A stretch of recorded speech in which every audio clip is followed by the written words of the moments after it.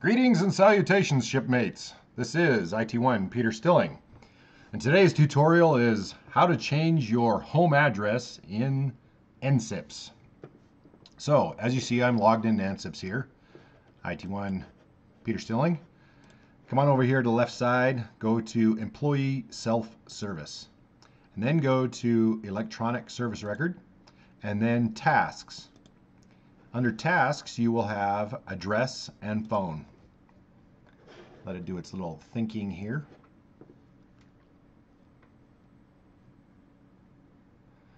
So, I don't know what will be the first screen that pops up for you. For me, the address type is Home. That is the one that I'm concerned about.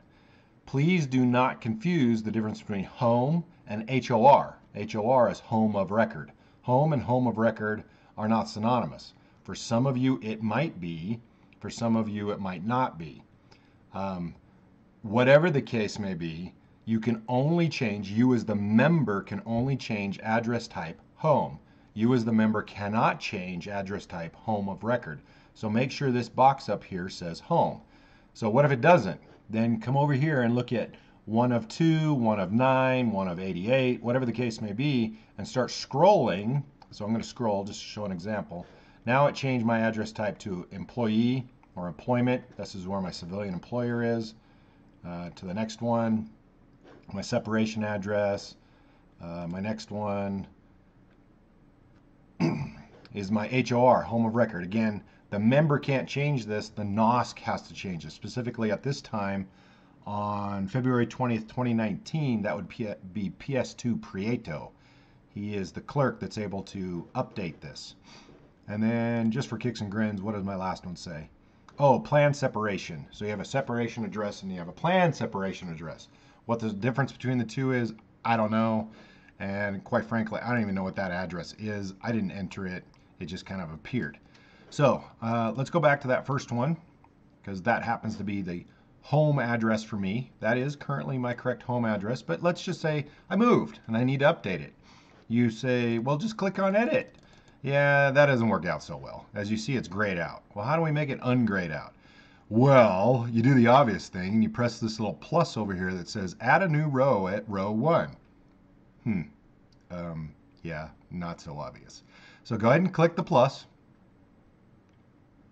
And then dun, dun, dun! And magically, the edit is allowed to be clicked. So then click on that.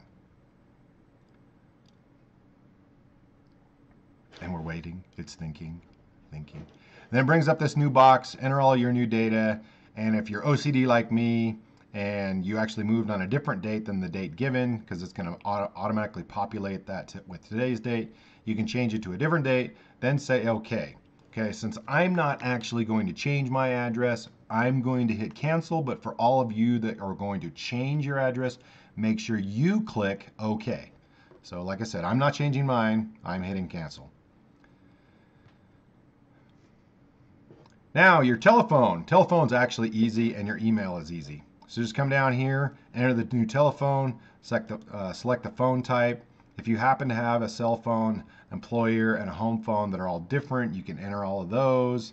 If you happen to have any of these other types, as like a fax, a main, an office, an other, all different kinds of classifications, you can add all those things. I just put in my 3 basic ones, and they all just happen to be my cell phone anyway, just because I'm redundant and I'm kind of ADHD, OCD. And then email addresses are the same way. You just update them here, change them to whatever you want them to say. Say what type they are. If you want to add another one, click the plus. If you want to add another phone number, another line for a phone number, click the plus. And then when it's all said and done, all your changes are good to go, come down here and click Save. If you don't click Save, yeah, you're not actually going to be updating your address, phone number, or email address. If you have any questions or concerns, I am IT1 Stilling. Have a great day.